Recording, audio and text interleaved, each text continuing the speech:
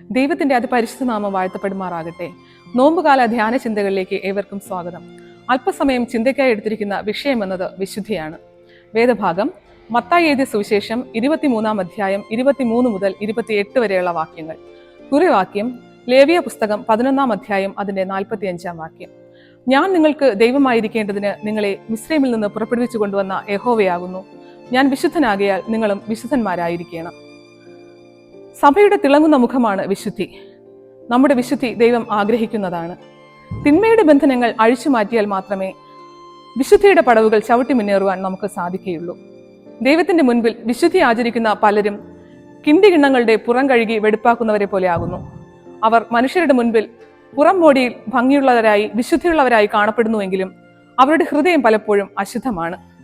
ദൈവം നമ്മിൽ നിന്ന് ആഗ്രഹിക്കുന്നത് ഹൃദയവിശുദ്ധിയാണ്. ഹൃദയവിശുദ്ധിയുള്ളവർക്ക് മാത്രമേ ദൈവിക സാന്നിധ്യ അനുഭവം സാധ്യമാകുകയുള്ളൂ.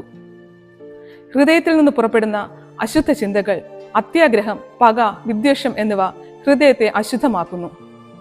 നിങ്ങൾ വിശുദ്ധരായിരിക്കുക എന്നുള്ളത് പിതാവിന്റെ കൽപ്പനയാണ്. പുത്രനായ ദൈവം നമുക്ക് അതിന് മാതൃക കാണിക്കുമ്പോൾ പരിശുദ്ധനായ ദൈവം നമുക്ക് അതിന് പ്രാപ്തി നൽകുന്നു. തിന്മയിൽ നിന്നും നന്മയിലേക്ക് അത് നമ്മെ വഴി നടത്തുന്നു. ദൈവത്തിന്റെ മക്കൾ എന്ന പദവിയിലേക്ക് അത് നമ്മെ ഉയർത്തുന്നു.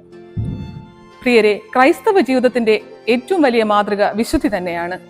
ആ വിശുദ്ധിയിൽ മുന്നേറുവാൻ ഈ നോമ്പിന്റെ നാളുകൾ വിശുദ്ധീകരണത്തിന്റെ നാളുകളായി മാറട്ടെ. അതിനായി പരിശുദ്ധനായ ദൈവം നമ്മെ ഏവരെയും സമൃദ്ധമായി അനുഗ്രഹിക്കുമാറാകട്ടെ. ആമേൻ.